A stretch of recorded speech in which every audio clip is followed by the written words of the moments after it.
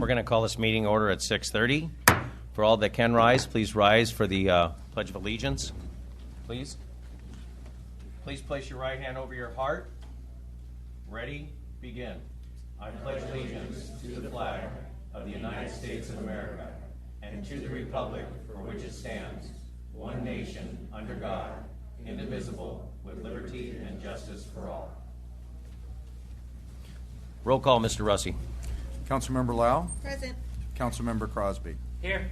Councilmember Carter. Present. Mayor Pro Tem Davis. Present. Mayor Hepburn. Present. Okay, thank you.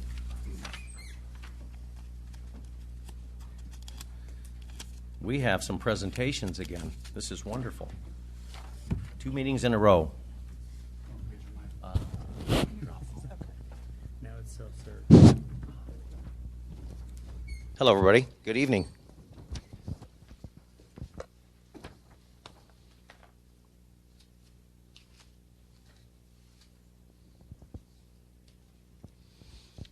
The Outstanding Older American Award. The Senior Advisory Committee nominated one senior citizen for the Outstanding Older American Award. This recognition is part of the Los Angeles County Commission for Older Adults 57th Annual Older Americans Recognition Day, OARD Awards Program, which honors a senior citizen from each city in Los Angeles County. The Senior Advisory Committee recommends that Sherry DeGregorio be nominated as the city's Outstanding Older American, as she exemplifies the true spirit of this year's theme, Age My Way. Ms. DeGregorio resides in Laverne and has dedicated countless hours of service to this community. Please stand.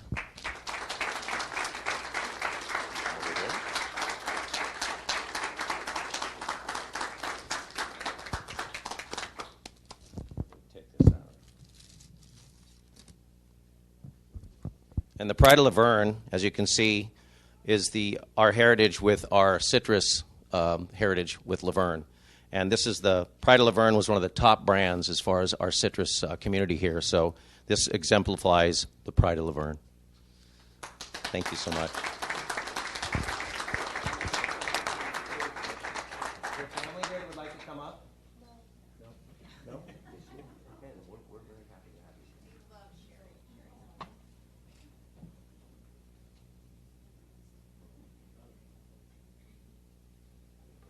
bring it to you.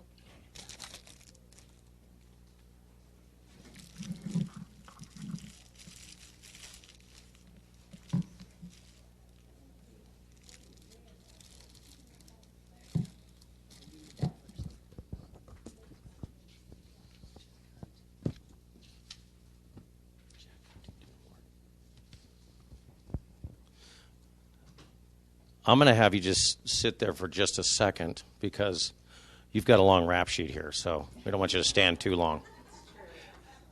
Recognition and presentation of the Pride of Laverne Award recipients. I better put my eyes back on. I don't want to miss one word. Annually, the City Council presents the Jack Huntington Award and also the Jim Scranton Award to recognize volunteers who have made outstanding contributions and performed exemplary service to the city and the community. Each recipient receives an individual Pride of Laverne plaque, and their names are placed on perpetual plaques displayed in City Hall. The Jack Huntington Award was named for S. Jack Huntington, who moved to Laverne in 1970. Despite heavy professional obligations and time commitments to the U.S. Naval Reserve, Jack became actively involved in the community as a volunteer. He was active in various local organizations, including the Laverne JCs, Little League, and youth basketball program. Jack also served as the City of Laverne Commissioner for more than 15 years, completing 2 terms on the Parks and Recreation Commission, as well as 2 terms on the Planning Commission. Jack Huntington was a citizen volunteer who exemplified the Pride of Laverne through selfless service in the community. This year, the Jack Huntington Pride of Laverne Award is being presented to Sherry Best.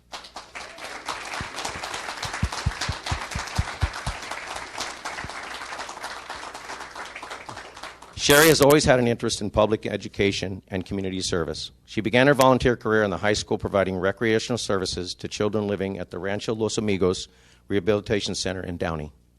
Throughout her college years, she volunteered at Danbury Elementary School for Children with orthopedic impairments in Claremont. She continued her interest in the special education as a teacher at Pacific State Hospital in Pomona. Told you it was long. We've only got another hour. It's fine. The Magnolia School District in Buena Park. She trained teachers for over 30 years at Cal State Los Angeles. She is a published author who held office in her field at the state and national levels. One of her career highlights was traveling to Bangalore, India in 2003 and 2004 to help establish an early intervention program for at-risk infants and their families. Currently, she's the president of Laverne Historical Society and a member for almost 10 years. She is passionate about local history and community engagement. It is never too late to get busy in the service of others. She loves the African proverb, if you want to go fast, go alone. If you want to go far, go together. I present to you Sherry Best. Come on up.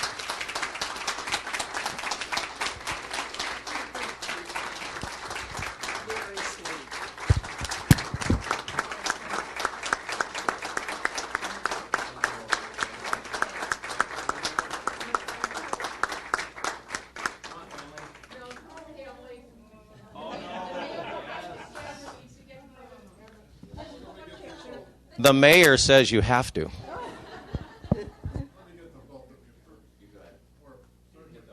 these two first. Get those two. Wait.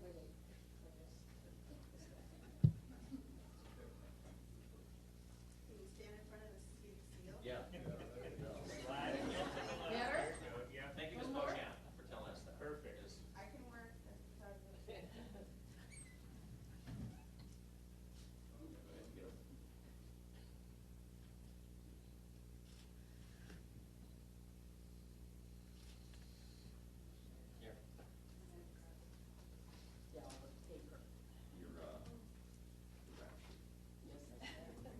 And more.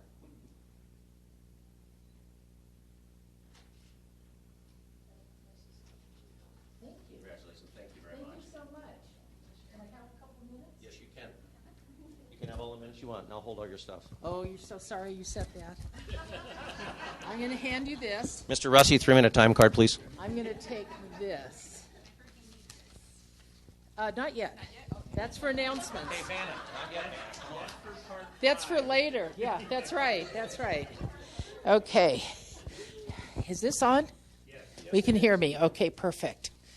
Well, when I was notified about receiving this incredible Jack Huntington Pride of Laverne Award, I was asked to submit a short bio, which you just heard. And that's where I introduced you to my pre-retirement life, which was in the field of special education. Your professional family you never leave behind. And I discovered that last Tuesday at a luncheon hosted by the Bonita Unified School District. A former student of mine from Cal State LA, now teaching in the Bonita Unified School District in preschool, received this year's Teacher of the Year award. How gratifying. Yeah. I felt like a mom, what can I say? So my life now revolves around my personal family and the Historical Society, where I have found yet another family. In fact, the people I want to recognize tonight, who all live in Laverne, may have remained unknown to me if not for the Historical Society that brought us together. Truly, this award is all about us. If you're a member of the Laverne Historical Society Board, please stand up. See? Pretty good. Okay. The Society could not function without its precious board members who pulled together after we lost Galen and Doris Beery, and they took on multiple duties to strengthen our organization. You are the backbone. If you're involved with the restoration of the 1938 International Truck, please stand up. All right. Without the leadership of Eric Chaputa, we wouldn't have started this restoration. Without teacher Rob Zamboni, we wouldn't have connected to the students at the auto shop at Bonita High School, who will hopefully be some of the first to ride in the truck bed when that restoration is complete. Without Don Kendrick and Sanders Towing, we couldn't have moved the truck, and we've moved it several times to where we're working on it. If you're involved with projects by the Laverne Historical Society with Hillcrest or the Bonita Unified School District, please stand up. Come on, Barbara. There you go. Our latest accomplishment, spearheaded by Barbara Smythe, Hillcrest residents and staff, is a series of videos called The Story of Laverne 21. Students can enhance their knowledge of local history through stories told by senior culture bearers. These videos can be viewed on the Laverne Historical Society and Bonita Unified School District websites. So they're done, they're out. Our projects will take another turn in 2022 when Peggy Redmond and I will deploy display cases of artifacts of the Historical Society in every Laverne elementary school library, accompanied by sets of information booklets. So we will continue student learning. If you helped on a home tour, an art tour, a bicycle tour, a walking tour, a University of Laverne tour, or a cemetery tour, please stand up. We did all of that. Okay. These tours were possible through the generous gifts of time and energy of volunteer participants. I want to thank Laverne TV, which produced the In Our Backyard series and kept us connected when we were shut down with COVID. You can view videos of many of these tours and presentation podcasts on the Historical Society website, including the mock wedding of Miss Lordsburg and Mr. Laverne.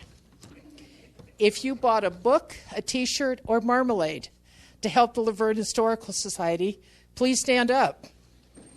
All right. Very good. We can produce these products to sell, but it doesn't matter if no one buys. If you made a donation to the Historical Society, we thank you. We're a city of generous residents who support each other. Everyone, please stand up. Everyone. This is good for your knees. Laverne has come through a tough 2 years, but our energy is renewed for more collaborative activities and events. Now is the time to lean in, engage with the city and the Historical Society, and expand your family to include those good friends whom you want to know but haven't met yet. Laverne is full of those people. We are preserving old Laverne's environment and making history for the future. Thank you so much for this wonderful award.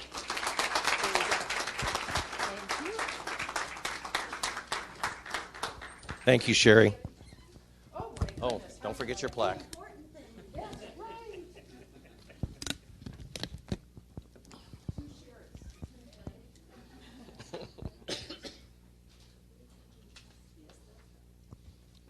Jim Scranton Award.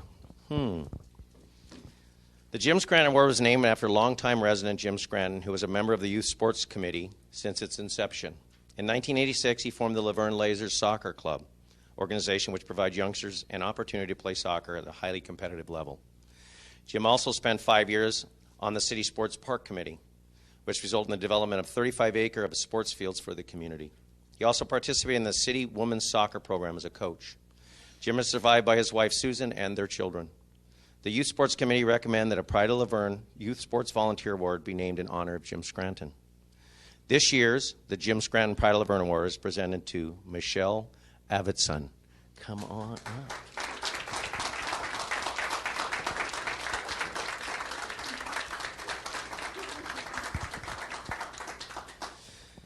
Miss Arvidsson, did I pronounce it right? Boy, I'm 3 for 3. Miss Arvidsson has worked with ASO for over 10 years. She's the director of the ASO VIP program, very important people, working with players with mental and physical disabilities, teaching them soccer. She is also a board member of the Laverne Laser Soccer Club and a Bonita High School soccer volunteer. Congratulations to you on your Jim Scranton Pride of Laverne Award.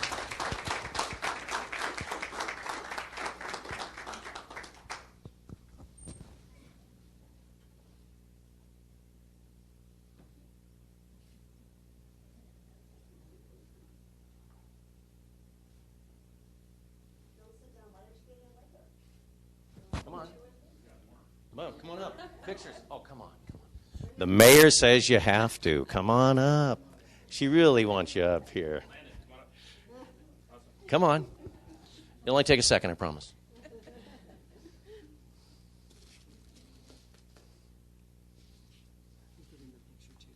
I'll wait till they take one.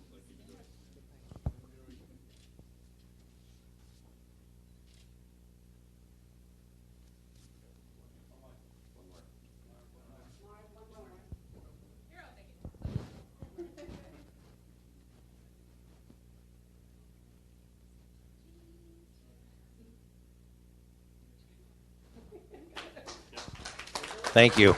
Congratulations. Seriously, that's a big award. You deserve it. Thank you. Oh.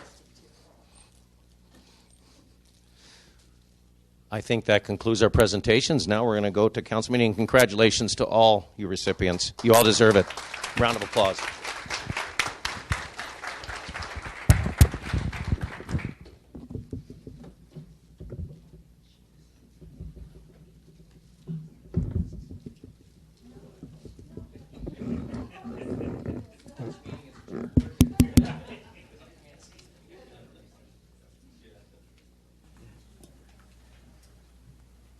We will move to thank you all.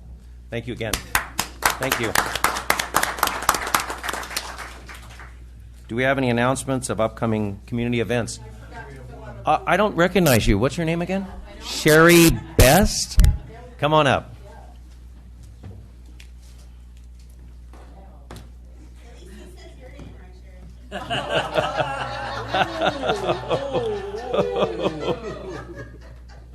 Here it is, everybody.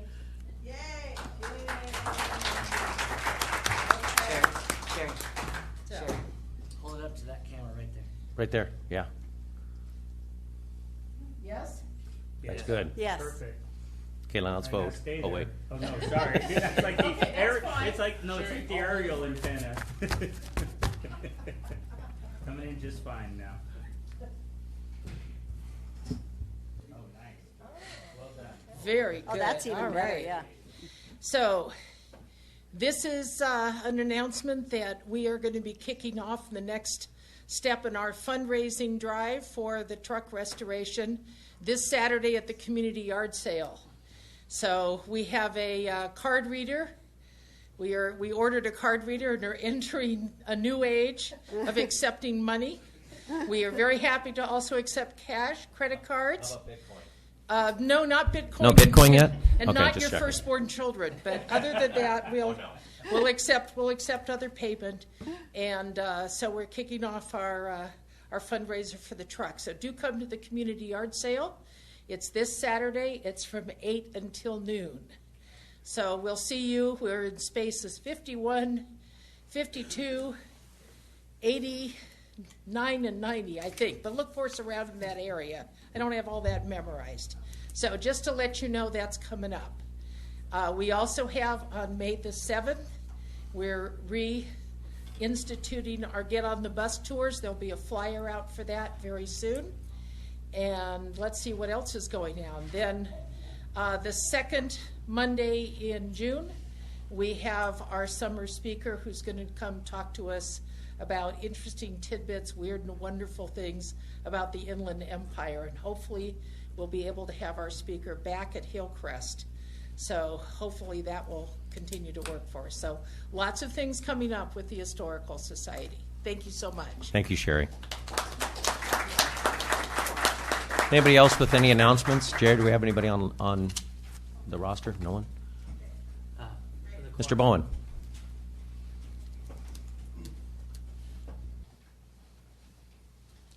Evening, Council. I just wanted to report that the next Monday, April 25th, beginning at 6 p.m., the Laverne Coalition of Concerned Citizens, a.k.a. LV3C, is sponsoring a meet and greet with all 5 non-current city council candidates: Joe Gabaldon, Rich Gill, Steve Johnson, Cash, and Estella Maldonado have confirmed their attendance. The location will be at 2104 F Street, otherwise known as Lordsburg Heritage Square, at the corner of 1st and 5th. The meeting is open to all LVC members. 1st and F first and F. The meeting is open to all LVC members and all Laverne citizens. The candidates will have their own space to meet with anyone interested in getting to know them and for individual Q&A. We invite all residents to get to know these candidates regardless of the districts they vote in. I believe based on the new rules that any one of these candidates could possibly become our first new non-elected mayor. The candidates are invited to bring election materials as handouts and giveaways. Space is somewhat limited based on the size of the crowd, so please be patient. We look forward to seeing everyone in this interesting event. Thank you. Thank you, Mr. Bowen. Anyone else? Seeing no one, we'll close the announcements. We're going to move to consent calendar. Have we had anything pulled from the consent calendar, Mr. Russi? Any questions from council before we go to consent? Then I guess we need a motion. I'll move that we approve the consent calendar as written. Second? I'll second that. Vote, please. Hold them. Don't fold them.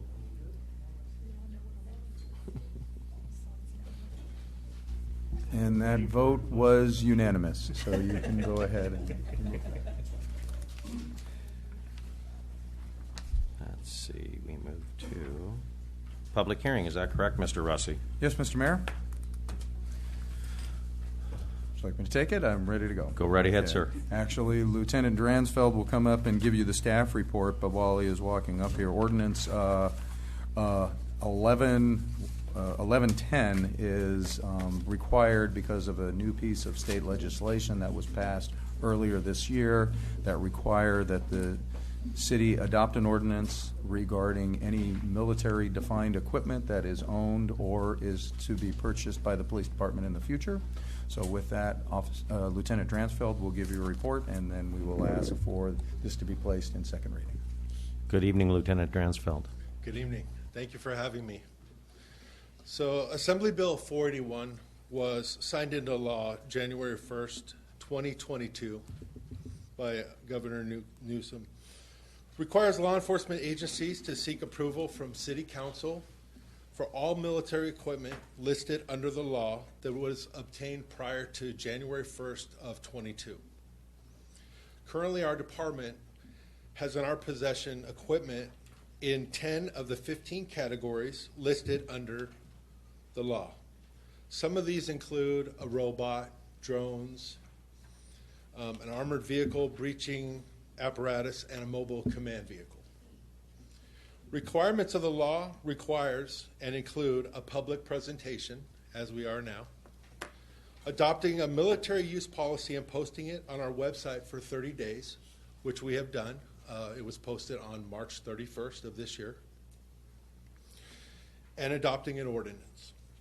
The law also requires that each year an annual report is compiled and presented to the City Council detailing the equipment used, a summary of complaints received regarding the equipment, and the results of any internal audit or actions taken in response in the preceding year. The total cost and quantity possessed, and it also must include any additional equipment the department intends to acquire the following year.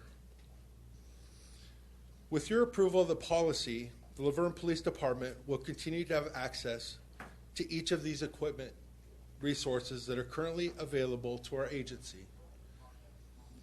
This equipment is vital in safeguarding the public's welfare, safety, civil rights, and civil liberties. Do you have any questions I can answer? Questions, council? No? No? Public first. Public first. That's it? That concludes? Yes, sir. We're going to go to public comment. We may need you back up again for any questions that may arise. We're going to go ahead and open a public comment. Do we have anyone that wishes to speak on this matter? Ms. Beauchamp. Thank you.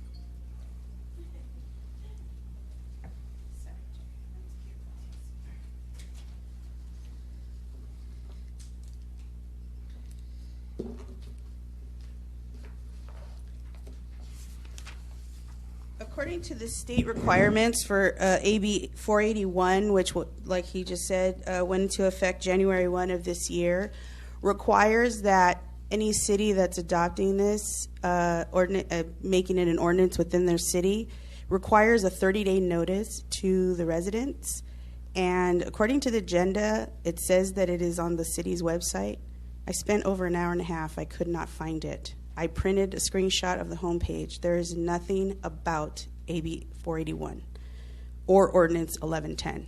So we have to make sure that the time that you decide to vote in favor of this, that 30-day notice has been done properly for the residents, to give them an opportunity to research it and speak upon it. So I ask that this council hold that vote until such time. Thank you. Thank you, Ms. Beauchamp. Anyone else want to speak on this matter? Anybody on the phone? Nobody? No requests? We're going to close public comment and bring it back up to the dais. Answer that question there that Ms. Beauchamp brought up regarding the posting. I haven't checked the agenda or the website, but this is on the agenda tonight for first reading, has to come back for second reading at a future agenda. So that would be the 30 days. Mr. Mayor, I'd like to answer that question. Yes. As Lieutenant Dransville indicated, on March 31st, we placed the ordinance and including the policy on our website. So it is located on our website. It's available for view for anyone in the public to view. So if there's any questions with that, we would like to answer that. Your website or the city's? The police department's website, which is where... Yeah, it has to be on the cities. Right. It has to be on. Thank you. Thank you, Captain Gonzalez. And if it was done on March 31st, 30 days still has not been passed. By the second reading and the adoption, Yes. it will. Yeah. Yes. But still, it's not on the city website, as it's stated. It's on the police officer's website, correct? The police department's. It's on the city's police department website, yes. But it's not on the website where the city clerk information resides. That is correct. So And that's where it should be also. We can post it there. It's been posted on your agenda, so we can make that change. Whether moving this to the second meeting in May, which is what we would have to do, would be complicit with the law, I'm not sure. Yes, if I may include in that, to be complicit with the law, we basically look to the standardization of all police departments, and every police department within the San Gabriel Valley has put it on there. There is a link to some cities where the city will link the police department if they're looking for information on Assembly Bill 481, which links them to the police department, where not only that, our policy is included in there, as well as the ordinance that is proposed before you today. I think the question is, though, is if we don't act upon this tonight because of the fact that it wasn't posted on our website, is that going to make a difference on us doing this tonight? As far as the time You can frame? still act upon this tonight. And The still will question be given will be the- move it to the second reading, and when final adoption would Okay. be, because it has to, it would go on second reading for, be the second meeting in May? Right. So we would be, that's the 16th, here we are the 18th, and this has been posted on our agenda since last week, so we would still Still be be within the time consistent frame. with the law. And then we'll make sure we post it also on the city website along with, thank you. Thank you, Captain Gonzalez. So, okay. Any other questions? No.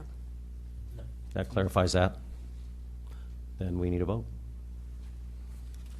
Motion first.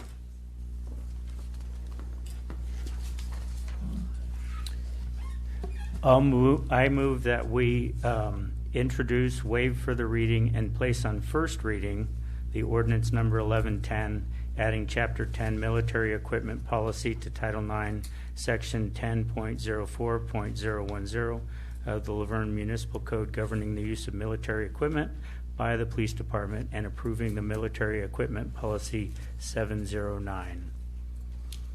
Second. I'll second it. Vote, please.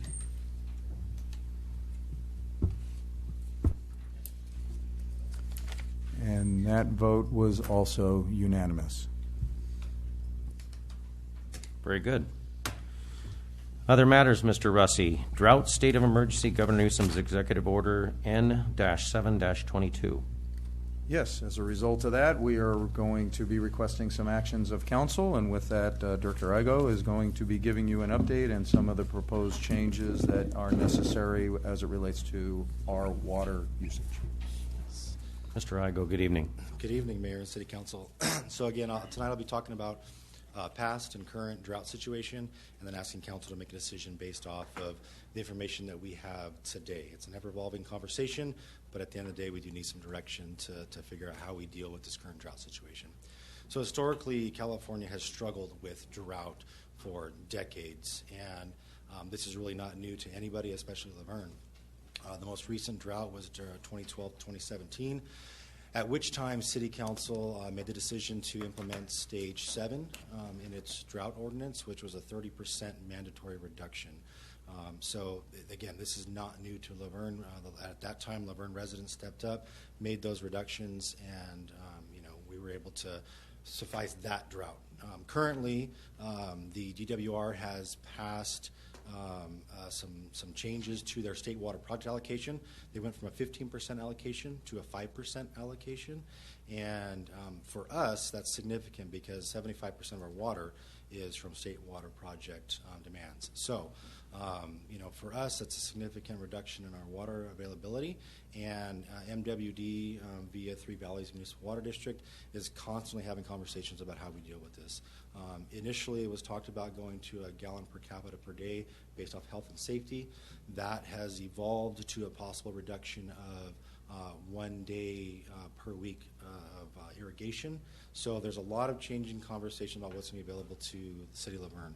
As of right now, we're hoping that at the MWD board meeting that's supposed to be held on the 26th of April, that they will be allowing this allocation of 1 day per week irrigation as opposed to a health and safety mandate. So with that, we would have to come back to council with an urgency ordinance because our current ordinance does not have that restriction available. So again, this is an evolving conversation. We'll be coming back to you with additional updates. So based off of all of that information and what we have today, and again, I have another meeting with Three Valleys this week to talk further about this conversation. But as of today, we're looking at asking council to adopt resolution 22-17 and implement phase 5 of the water conservation use and restriction and impose drought penalty surcharges to gain compliance during this conservation period. What phase 5 is a 20% mandatory reduction in water use across the board and implements the surcharges that are necessary to get compliance. I know a lot of the conversation is going to be about, how do we track that? What's the base rate? So previous drought conditions, we related to a 2013 usage. New restrictions based off of what the governor's executive order declaring a drought emergency is based off of 2020 usage. So I know a lot of people are going to be concerned because a lot of measures have been taken over the years to reduce indoor and outdoor water restrictions, or water usage rather. We will have an appeal process the same way we did the last time we did this. So there will be a form that they can fill out online or turn it in, come in here and turn it in however they wish to do it. The difficulty with that is they will have to do it every billing cycle. So every 2 months you have to go through that same process because obviously your usage changes each billing period depending on the seasons. So there is an appeal process to go through as we did last time. So we hope that residents will, bear with us as we continue through these challenging times through a drought. At the end of the day, we all have our part to do to make sure that we have future water use for not only ourselves but for our children, our grandchildren, and generations to come. So with that, I will hopefully answer any questions you may have. Thank you, Director Igo. Any questions before I go to public comment? For anyone? Just one technical question before we go to public comment. Just relating that. You were saying that in 2015 we went to a phase 7, and now we're going to a phase 5. Is 5 less than? Certainly the number is lower, but does that mean there's less restriction than phase 7? But that's only an interim solution right now, Correct. And we're going to find out whether we need to become more severe. But so we're taking a moderate step right now. We're not taking a complete step. No, Okay. no. So right now, so the phase 7 was a 30% mandatory reduction. Phase 5, which what we're asking for today, is a 20% mandatory Okay. reduction. However, our current ordinances allows for 2-day a week watering, and I believe it's 5 minutes per station, up to 20 minutes for the week.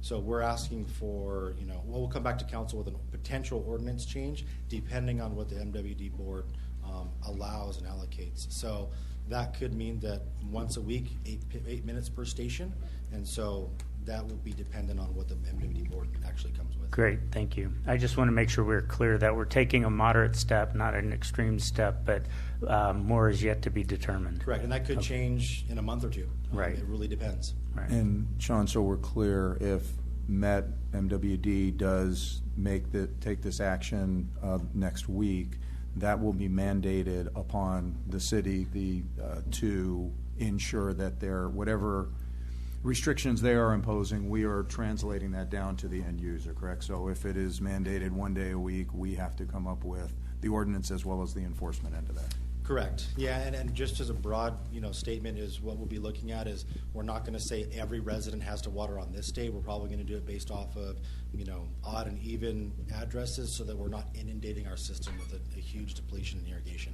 So we'll work through that, and then we'll present that to council to make an ultimate decision.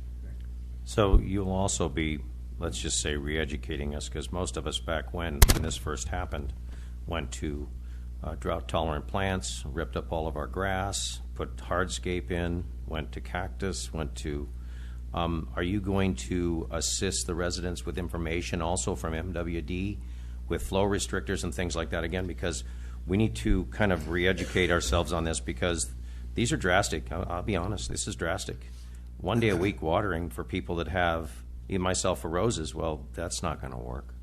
And I understand we're in a serious situation, but just education level like we've always done, and maybe have those days where they can come pick up the flow restrictors, shower heads, things like that, and then explaining how this is going to work, and maybe some type of a rebate program. There's still a lot of people in Laverne that do have grass, and I mean, this is what they did before, and it's really important because a lot of people don't have the wherewithal to let their grasses just die. Correct, yes. So part of this is starting that conversation and letting everyone know this is where we're going.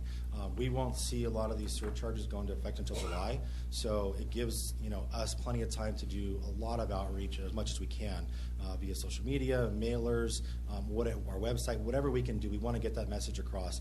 I know that MWD and the state will be doing a lot of that as well, so in partnerships we're going to be working together to deal with this. So, but you're correct, it's going to be a change in how we deal with this. MWD still offers a lot of rebates, so we'll be pushing people toward MWD for those rebates to hopefully help them not only come in compliance, but just change to a new normal. Because the reality is we continue to see population growth. We have to make those decisions now and change the way we do business. This is far-reaching. And this is not the city pushing this. No. This is coming down from the state pushing this. And then we don't know yet, based on MED's, until they have their meeting next week. This is just what you're maybe looking through the hourglass, what may be coming forward, but they have not made their decision yet. And whatever decision they make is now put upon us because 75% of our waters come from them. Correct. And so 25%, we get our water for 25%. How do we gain more percentage that we're getting on ourselves rather than relying on the state as much as well? So part of that is we have groundwater rights, so we would have to either acquire additional groundwater rights, this is almost impossible, or we have to lease them. So there's options that are there, but then it also comes into water quality. There's a lot of different aspects to our own groundwater supplies. So we are always evaluating that and looking at how we can either advance in that number or we can deal with treatment, blending. There's lots of different options we have, and we continuously look at those options. Thank you. You had a question, Councilmember Lau? Go ahead. Yes. To follow up on some of the comments that the mayor made, I know that in the past other cities have done, programs where you swap out your, if you've got an older toilet that is not a low flow, that there's, programs like that in place. And so I would just urge that to the extent that the city can provide some resources or some information. I know at some of the booths, there's been the tablets that you can put in your toilet to see if you're leaking, if the toilet's running, whatever, and wasting water. But I think if we can push that out widely to the community, that would be great as an opportunity to try to minimize our water usage to the extent possible. And I think at one point there were rain barrels, which I realize we don't have a lot of rain happening. But I mean, I know that was an option for folks to have rain barrels distributed so that it could collect rain for watering plants or whatever else you wanted to use it for. But I think some of those programs that may have existed in the past or could be put into place, let's try to explore that and share that with the community. Yes, we will definitely have that. We also have our water conservation corner that comes out that we try to educate people on what's going on. We'll continue to push that, and we'll give all of those links to how MWD, Three Valleys, and other local opportunities are available. Perfect. Thank you. Okay, and then I wanted to touch on another area, sensitive to the city, but a real irritant to residents when we're cutting back. We see parks, we see parkways where people's watering, the water's flowing over. How is the city planning on getting this information out to the individual business parks, letting them know, the HOAs, let them know, their management companies, and also the city? You're on timers, correct, for sprinklers? Yes. So that all has to be adjusted because the public watches that. Back in between 2012 to the 16 was our really rough time, and this community really stepped up and people cut back. That's when we all went to a lot of the drought-tolerant plants in our yards. So it's very difficult now to cut back. Let's say we have to do 20% now.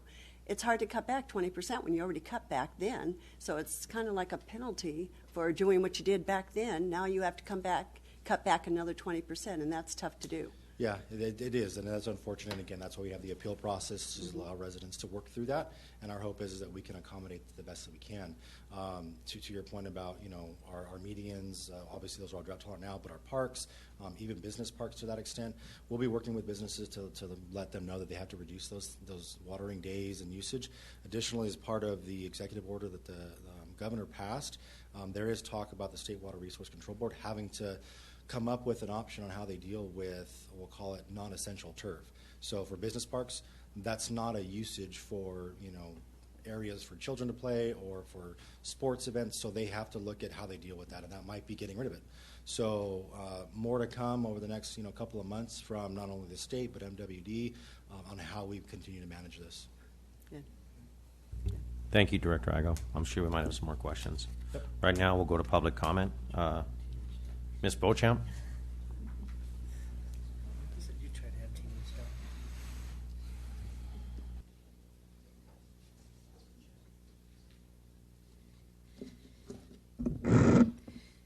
Councilmember Lau pretty much said what I was going to say about the resources offering the toilet. I remember years ago the city did do that, and our family did take up that opportunity that the city presented. And as well as Councilmember Carter talking about timers, I mean, you have a lot of people who that is some high-tech stuff. Even I have a difficult time setting that timer for time change and things like that. So I really would like to see something on the website, JR, about some kind of outreach or information about, maybe even like a study session or something to talk about this in more in depth, because I don't think people really understand how much 20% is. And there are a lot of people in this city that have swimming pools and or jacuzzis or both. So, and I'm one of them. So yeah, these are huge numbers. But my other concern is that this came down as an executive order from Governor Newsom N722. This was not passed by the state assembly, and there is a lawsuit that was filed against him for abusing his state of emergency powers, and that case was won. And that case is now at appeals court, as everything goes automatically to appeals. But should that case be upheld in the appeals court, a lot of these executive orders will be nullified. So I would hate to see that the city rush to do something and then in the end it'd be for nothing because it'll be nullified. And I know there's a lot of money spent and allocated towards these projects, and so I just wish that the council would consider that before they make their decision. Thank you. Thank you, Danita. No, that's it.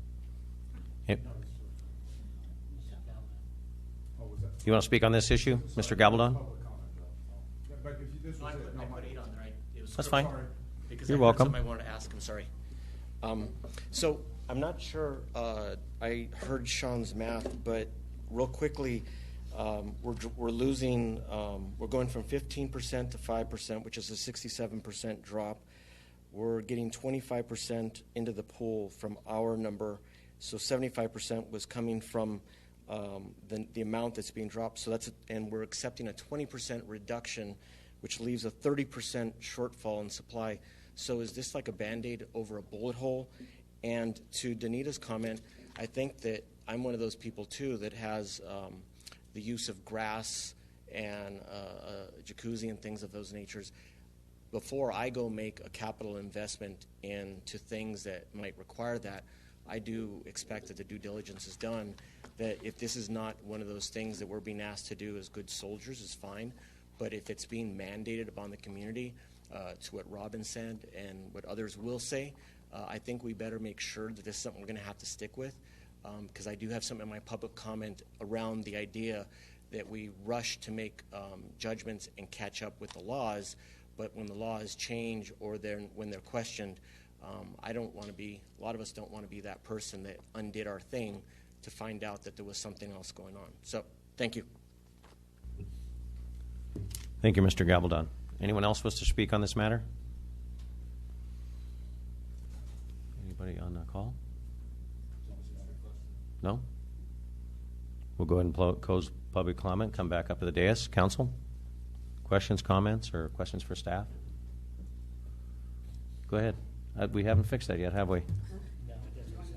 There it goes. Oh. Councilmember Crosby. I'm in agreement. This is a very extreme case where our numbers we've reduced since 2013, and taking 20% more is going to be very difficult. I made a little snide joke comment that try having 2 teenage daughters living at your house at this time as well, but that is a fact of our community and our families, is that we do have in times of our lives where people are using more water than others, and it is very difficult. I know in the last year in my backyard, I took out my grass and put artificial turf in, but I've been already being lowered. Now it's going to be lowered onto my already conservation that I've done since 2020. Is really extreme. I know we have to save water. I know we're in extreme drought. We had a good rain back in November, but then we've had the worst January and February we've had in recording time. So I understand more people, we need more water, but very concerned about us having to reduce. And we've changed all of our toilets most of the times. We've changed all these things to low flow. I don't see a lot more change besides just not using water, and really looking back at that, and where it's getting to be really extreme. And with all prices going up too, buying bottled water instead of drinking water from the faucet, that seems like we're going to have to be doing things like that as well as our measures. So I feel for the residents.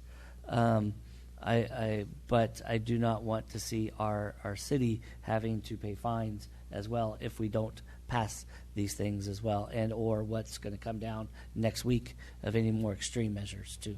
So it's just very conflicting. Thank you, Mr. Crosby. Yeah, I wanted to say one more thing here too. Is the city has worked very hard on the medians throughout the city. And I have noticed that over the years, too. And they have done a lot of the pretty brickwork and the stonework. And so that's all wonderful, too. But then my question is, with all that, would the city be the one penalized if we don't do 20%? Or is the individual residents, and who's going to monitor the residents? I don't understand that process. So the responsibility gets put on the city as the retailer or the purveyor, if you will, but then if we do not push that surcharge or that restriction on, we will be assessed the fine. So it's ultimately the city that will be feel the pain if it's not put in place. And if the proposed action that's being contemplated next week, the city doesn't take that action, Sean, our current acre-foot charge is what without the penalty? Currently, our per acre foot charge is about $1,500 to $1,800 per acre foot. If we don't do if we don't enact an enforcement component plus go enforce the 1 day per week, we could see an additional $2,000 per acre foot in penalties. Rough numbers, if we continued on track even with a 20% reduction, we could see millions of dollars in additional surcharges. So we have to keep that in mind. And to your point, we've cut back, and we're asked to keep getting back. Unfortunately, if we don't comply with this, we could see millions of dollars in surcharges. So just like we surcharge our residents, we get surcharged from Metropolitan Water District. So unfortunately, that's kind of the world that we're living in right now with this drought. I have one more question for Sean. Sean, it's irritating.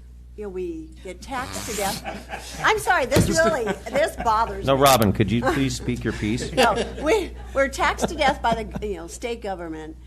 They constantly, even the water boards, they constantly talk about after we have a nice rain or we do a drought, we're going to look at new ways to use water better and to conserve and bring more water into the state of California. When nothing's ever done, we have the same issue every time it doesn't rain. And, can we put some pressure on, such as sending a letter? What it does, I don't know, but send letters, to the state just saying, we understand the situation, but what's being done with our tax dollars? You're constantly saying, give us money and we're going to work on, solutions, but nothing's ever done. And then we're the ones to be penalized. Yeah, ultimately that's really what it comes down to, is looking at the end of the day, we live in a desert. So we have to look at how we adapt to that as a whole. And so whether that's through state mandates and changing how we live and reducing, grass and things like that, it's across the state. And so we have to look at that holistically. So I agree that we can reach out to the state leaders and saying, hey, this is what needs to be done. We recognize that this is not going away. It's going to get worse. So we have to work together to solve these issues. But, unfortunately, it's this evolving conversation about droughts here, droughts not here. And until we really address that issue, it'll be this evolving conversation. Okay, thank you. That wasn't convincing, Robin. But with the lack of water, and we just had the windstorms in our trees, does then that make a issue with our not putting water on our trees and the roots having strong? Yeah, that's a great point. So currently there's some exemptions regarding watering trees, so you can water your trees. I would urge and hope residents would not just leave a hose running 24/7 to water their tree, but there are some exemptions. If you wanted to water your tree more frequently than once per week, there are some exemptions within there. So again, as the state works through some of these mandates, we'll continue to update council and the public on how we're continuing to meet these mandates. But unless the state or the Department of Water Resources change their allocation, unfortunately, MWD has to comply, which means we have to comply. So we're all in a bad spot. Councilmember Lau. I don't really have I'm trying to bring some levity to this because, it's rough. It's not all of a sudden like someone's hoarding the water. At this point, it is what it is. The climate is what it is. So unfortunately, I think we're going to see more of this rather than less of it unless something happens where we actually do see rain. But to your point, we live in a desert. I still remember Admiral Splash from when I was a kid in school, and that was the teaching component in schools about how to conserve water as a kid. So I think we just have to remind ourselves this isn't new. My friends from the East Coast joke that whenever, obviously pre-pandemic when we were traveling, I'm always the one that shuts off the water as they're like running it to like brush their teeth because I'm like, what are you doing? What do you do? So some of this is reflex, and we're just going to have to do the best we can. But I welcome the Robin's point about coming down on some of the HOAs, including mine, because there's too much grass, and we're probably wasting too much water because that's not been maintained. So I would say, to the extent that we can influence the new developments that are coming in, that whatever they're putting in needs to be drought tolerant so that they're not impacting the city. I think that's another avenue we can look at as well, whether it's commercial or residential. We do have requirements for landscaping, and we can mandate to some extent what that looks like. So exploring other ways to lower that, or I guess increase the wild water we're saving. Absolutely. So shower with a friend. Do you remember that joke? But Mr. Davis. Thank you, Wendy, for the levity. It's nice to be married. Sorry, I didn't mean that in anything other than I have a friend that I can always well take. taken. You're Thank good. you. Just don't say another word. You did it well. Just leave it like that. I do agree that this scenario is crappy.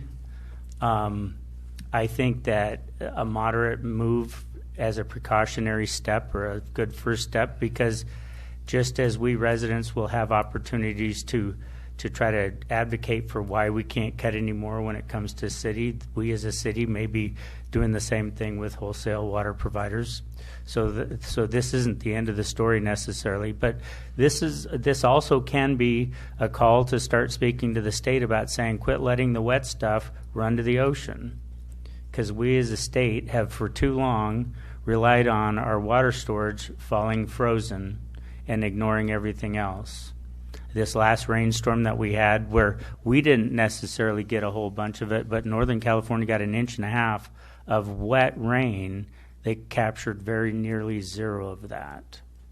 So conversations need to be had, and we as a community know that we have a voice as residents, not just waiting for city council or for somebody else to do something, but this may be a time where we as a community might want to start speaking to our state assembly members and our state senators to say, what are we going to do about this water that's falling and running through these irrigation ditches that are going all the way out to the ocean? So I'm okay with this measure right now, but more to come, and some advocacy may be needed. May I add to that? Please, by all means. So I mean, as many of us probably know, there was a tax measure that was passed to deal with stormwater capture. So I would ask is that as we can, present those projects to City Council, that not only council but residents would continue to support those. They're expensive projects. I mean, I'm not going to lie. They're extremely expensive projects to capture stormwater and either treat or reuse that water. But again, I would just ask that, the residents would really help us, because we've been struggling to try to get those projects through from just our regional level. So, as we make that ask, we would just ask that people continue to support that here locally so we can get those projects in the ground and start dealing with that stormwater capture. Thank you for those bright comments. Appreciate it. I'm just frustrated with it because this has been many years in the making, and we've all, like Robin had said, that we did our best the last time. It's not our best anymore, and it's very frustrating. MS4, stormwater capture, if we're just paying lots of money for really, there's not a lot going on. It's very frustrating to me because I had mentioned to you, Mr. Igo, that the City of Ontario has got an enterprise program, and they basically have been doing recycled water. It's very expensive. It's not something you can just do today. It takes years to do. But this, and I agree with Mayor Pro Tem Davis, state and federal help on this, because this is not going away. It just gets worse and worse and worse, and we keep having to do more and more and more, and it's extremely frustrating. And I mean, just right here, what we spent in water. If you looked at the audit demands, we spent $427,445.39 from Three Valleys MWD. That was 362.74 acre feet. So just imagine what Mr. Igo said. If they fine us, and right now Tier 1 2022 rate is $1,127 per acre feet. It's just, we need to plan ahead. We need to all conserve. There's no question about it, and I think it's very important. We need to figure out how to do that, use our gray water. We need to educate again and again and again, but we do need to do it at state and federal. We need to figure out how to solve this problem, the desalinization, whether a pipeline from Missouri over to here, something that's just absolutely crazy. But these other states in our mid-belt, the southern belt, are getting hammered. The East Coast are getting hammered. Where's that water going? To the ocean. We have our settling basins, which is very important for our groundwater restoration, but there's nothing to restore. It's all in reserves right now, and it's just so frustrating. But I agree with Mr. Gabaldon. I agree with Danita Beauchamp. I agree with everyone that slowly, baby steps. But right now, the first thing is start conserving immediately. Let's go back to it. We never should have stopped it probably when we stopped it back then and said everything's hunky-dory. Well, it's not. We live in a desert. We're just down the street from Palm Springs. I mean, let's face it, we are in a desert ever since we were kids. So we need to plan ahead, educate again. We need to start working on recycled water, working with our state and federal, MS4 stormwater, how we can recapture that. It's just all costs money, and our little city can't afford that. But they need to help us to give us money in order to afford that. So if we do get that, we can capture it and restore it and filter it and bring it back to the groundwater so we can pump it back out again. So I'm not happy about it, but we do need to pass this ordinance to get ourselves going in the right direction. But again, educate, educate, educate. So we need to make a motion. Well, okay, Move the Tim, resolution. on that though, Sean, what is the plan of educating the community? So, like I mentioned, it'd be social media, our website, mailers. We're going to do okay. everything that we can within our power to continue to educate. Obviously, the quickest is social media, but it would always point us back to our website because our website is going to have the most information. That's where we have our conservation corner. That's where we have all the links to all the rebate programs. So we'll continue to push people to come to our website to have that information available to them, and hopefully get that out there. Will this go out in our next water bill to make sure that that's where it gets to everybody? Maybe not the next one. Depends on how quickly we can get the information put together, but it will be going out in all of the bills. So, If I could just say, if you could really focus on the safety and the safe use of gray water, which is sink water, bath water, things like that, because I know a lot of people do that already, but how to handle it safely, what you can water with it, things like that, because we're all going to be forced to do this. Sure. If you've got a bath full of water, if it's on the ground floor, there's ways to get it out to the plants, but safely. So again, education, Yes. really important. Agreed. Because that's our biggest, between the toilets, between the shower low flow, and between the watering, and between basically, instead of a full bathtub, it's a 1/4 inch of water, and you're going to splash, Or shower with a friend, Yes. as my mayor Been there, friend David done said. that too, with a 1/4 inch Or of go in the water. jacuzzi and get the grandkids and throw them in there, throw some baby shampoo on them and call it macaroni, which we've all done. So, but anyway, thank you. With that, thank you, Mr. Igo. thank you. With that, we need a motion.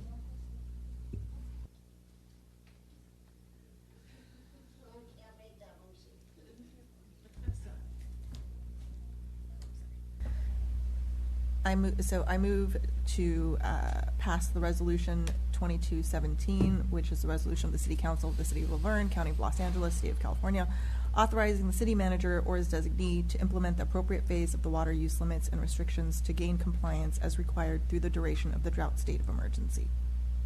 Second. I will second it. Vote, please.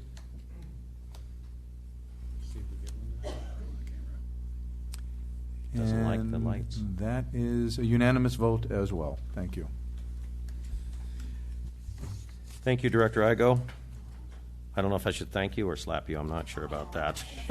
Thank you for bringing a very difficult message Yes. to our community. But And anybody who looks outside knows we haven't had water in a Long ton time. of days. You will do, and I know that you will educate everyone as you do on everything else you do, and you'll do it in a great manner and a fine manner so that our residents will be well educated on what to do and what not to do. We move to item 9, which is public comments and oral communications.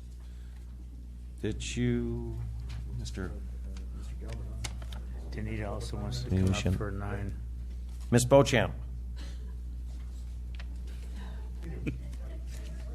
B, then G.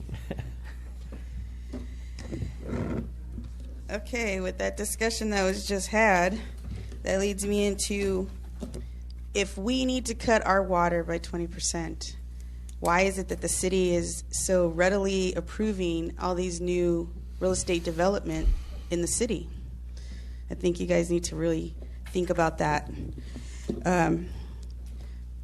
My request to the city council is to have them consider this resolution, the Brand Huang Mendoza Tripartisan Land Use Initiative. And this is a nonpartisan resolution that's being proposed for the state to help halt the efforts of SB 9, which is part of a larger plan, which is for the redistribution of local zoning and housing control. Our city can't remain a small city if Sacramento keeps forcing their government and laws, assembly bills, and Senate bills down our throat as a small city. And at what point does this city stand up and fight for the residents that live here? And again, I knew the project that's scheduled to be built off of Arrow Highway, part of the Gold Line project, that project alone will meet the RENA numbers. So the reason for all these other developments, the city continues to say that it's to meet RENA and affordable housing, but we know that that's not necessarily the case. So I just want the residents to know, and everybody that's participating in this meeting, that the leading founder of SB 9 and SB 10 was Zillow Group. This is a group, if you have not read in various studies, has been buying substantial numbers of single-family homes and then holding them. Zillow, which you may use to look up home prices, has become one of the largest property owners in California. The bigger picture, in conjunction with Prop 19, which was to force older owners and recent inherited children to sell their family home because they cannot afford the property taxes. Prop 19 triggers higher taxes and is forcing families to sell unwillingly. These are large investment groups that are going in and buying the properties, such as the one on Amherst Street. So this is something that the city, I think, really needs to take a look at. If Mr. Essie or Mr. Kress can look at from the legality standpoint to see if the city would be willing to, like when the city voted no confidence in George Gascon, if they could do the same and say that they are in favor of this legislation to be passed by the state, so that going forward we can really reconsider to find out if it's worth approving projects for real estate development for housing specifically, not necessarily for business, and especially now that we're facing the water restrictions. I think this is something serious that needs to be addressed. Thank you very kindly. Thank you, Ms. Beauchamp. Mr. Gabaldon.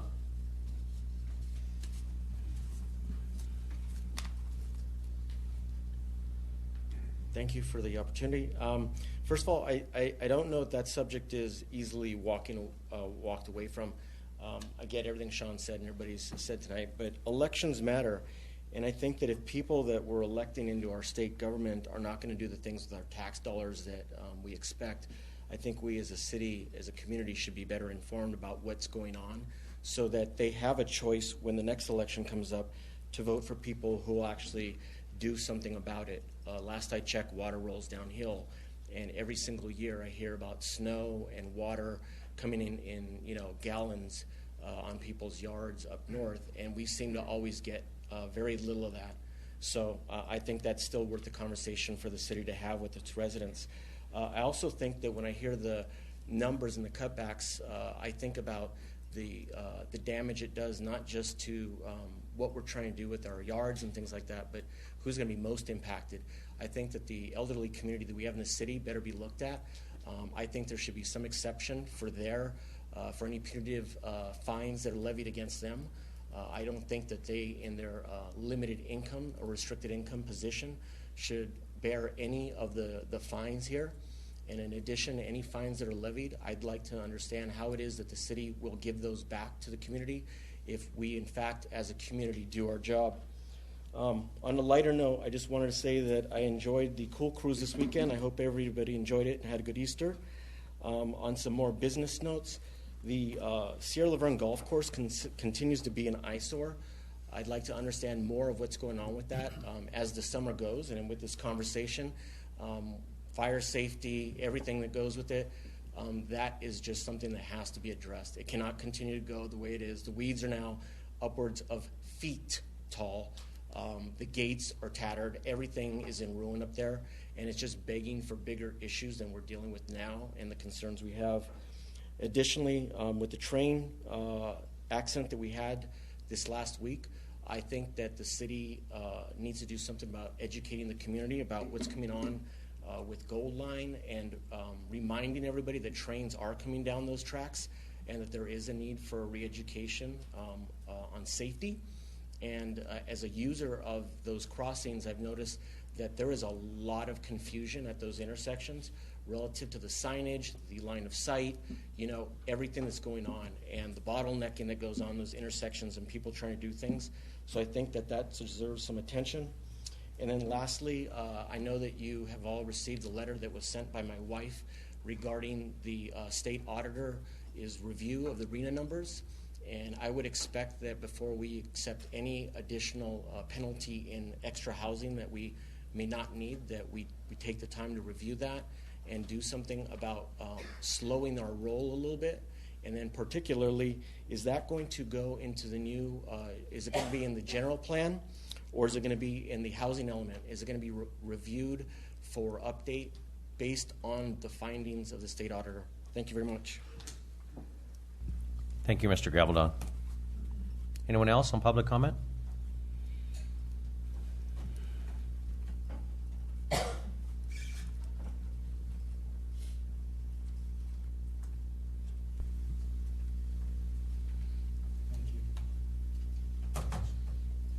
Nothing.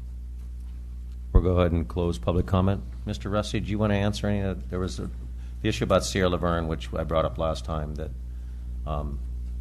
it's a mess, basically, and it's going to weed. I noticed that one resident that was putting the gates back up with bungee cords this weekend. So the weeds are getting out of control. The approaches I noticed on Country Club, one of them's broken over.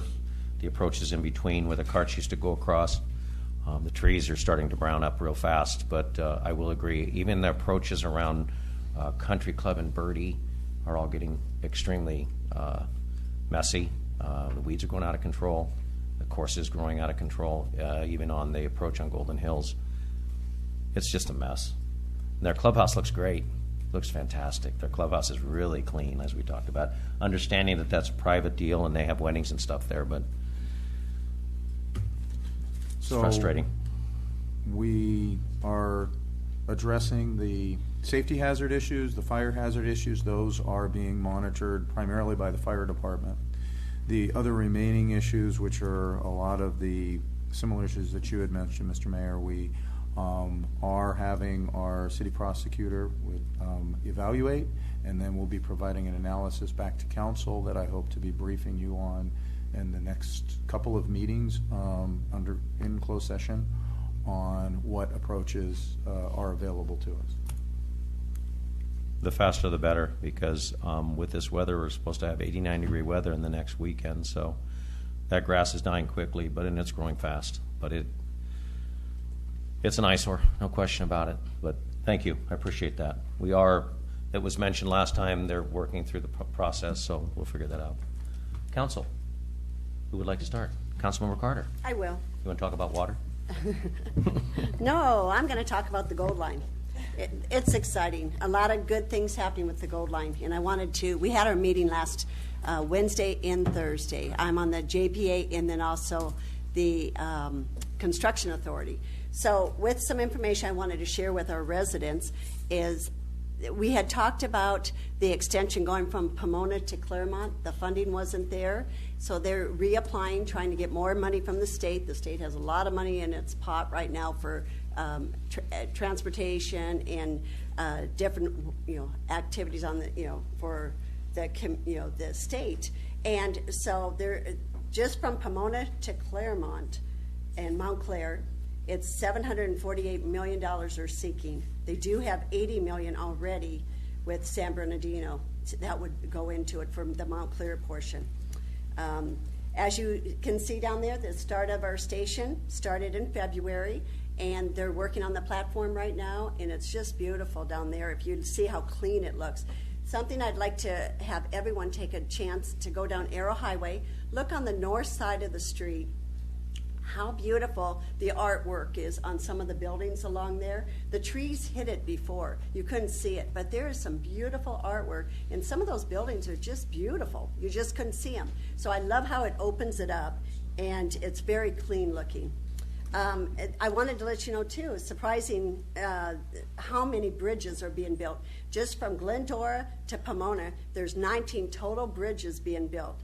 Now, 17 are new, mostly over channels, water channels, one total replacement, one remodified, and in there too are 4 substantial bridges are the Foothill Grand and Route 66 Bridge. Lone Hill and Cataract and Bonita. Those are the big bridges where the Gold Line will be going over. The freight train will go under. So it's really exciting to watch the progress of the Gold Line, and the journey continues, and it's really something that everyone should pay attention to because it's going to be here before we know it. Thank you. Thank you, Councilmember Crosby. Let's put some of that transportation money into water, though. There you go. Let's move that. I just want to thank the Recreation Department for the Easter egg hunt and the downtown area for the Cool Cruise. There was the most cars I've seen in years, and the most people I've seen down there together in years. So it was a great event last Saturday. Just want to say again congratulations to all the people that awards that we did today prior to the meeting and with our meeting. It was a great meeting today, and congratulations. And just want to reiterate what Ms. Best said about the community yard sale at Bonita High School this Saturday. And then next week, it's reporting that Amazon Fresh is going to be opening up next week as well. So towards the end of next week. So make sure to go out there, shop Laverne, and thank you for everyone. And today was a great day out of all of our citizens that we celebrated today. So thank you all. Councilmember Lau. Yes, so just wanted to recap a couple of events. I know I'd reported last time that there was a memorial for Ben Hines at Ben Hines Field over at the university's baseball complex over on Wheeler. If you have not had a chance to take a look at it, it is truly beautiful, really awesome. And it was really nice to see the Hines family come out and to see them pay tribute to a longtime Laverne resident who obviously has done some pretty amazing things, did some pretty amazing things in his life. So, and I'm a Dodgers fan, so I mean, he scouted for the Angels too, but we won't talk about that. He was their batting coach. But that was a very cool event, so appreciate everybody that was able to go out there. Also wanted to commend Chief Flores, who received the Women of Distinction Award from Assemblymember Holden earlier last week. Really cool opportunity and honor for our city to be recognized through the leadership of our chief. So if you haven't had a chance to congratulate her, please do. We also had the Abraham Center for Veteran Student Success had their grand reopening at ULV, and for those of you that may not know, it was a passion project of some of the folks at the university and some of our trustees, one in particular, Mike Abraham, but this center really caters to our veteran students, provides them training and educational resources so that they can transition to civilian life. And so it was really nice to be out there. It's also a very beautiful site. They did some great work there. There's beautiful barbecue out there. Band of Brothers was there. Some of our veteran students and others. And I believe they are planning a Marine Corps birthday party. So if you are a veteran and would like to know about it, I would say talk to the Band of Brothers or talk to ULV. But I think it's going to be a really cool event once that comes around. I'd like to echo Councilmember Crosby's congratulations to all of our award recipients tonight and on the badge pinning of our new fire marshal, full-time fire marshal in our 100-plus year history. So very exciting new things still continuing to happen. Also a piece of fun fact for you, this past weekend for everyone who celebrated, not only was it Easter, it was also Passover and Ramadan. So that only occurs about every 33 years. So pretty cool that Christians, Muslims, and Jewish folks were all able to celebrate over the same time period. Just a reminder for those that are interested, there is a blood drive this Wednesday at the University of Laverne. So if you have not signed up, you can do so through the Red Cross or through the university. Please go and do it if you have the chance. They will be doing COVID antibody testing, so that is really important. And then last but not least, the University of Laverne's Scholarship Gala is taking place this Saturday outdoors by the where the old chapel used to be. So it'll be out there. It's our biggest fundraiser for our students. It really helps many of our students accomplish their dreams and transform their lives. It's a really wonderful event. If you want to go, tickets are still available. It's the first time we're having it on campus, and I'm really excited about it. So with all of that, hope you all have a really good week, and be kind. Thank you, Councilmember Lau. Mayor Pro Tem Davis. Thank you, Mayor. I'm going to ditto everything previously said and just applaud Councilmember Lau for the extensive list. So I get to be shorter now in my remarks. So recognized. Look who's They talking know where, back yeah, there. I'm saying. There was 4 people at the mic, and 3 of them were Danita. Come on now. I appreciate people's support. When I say something that people like, I like to hear their feedback. So even if I don't like it, I still want to hear the feedback.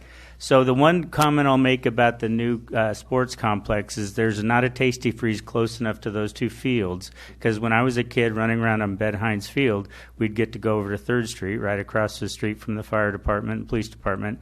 That little triangular building used to be a Tasty Freeze, and so between a doubleheader, it was a great place to get a little ice cream.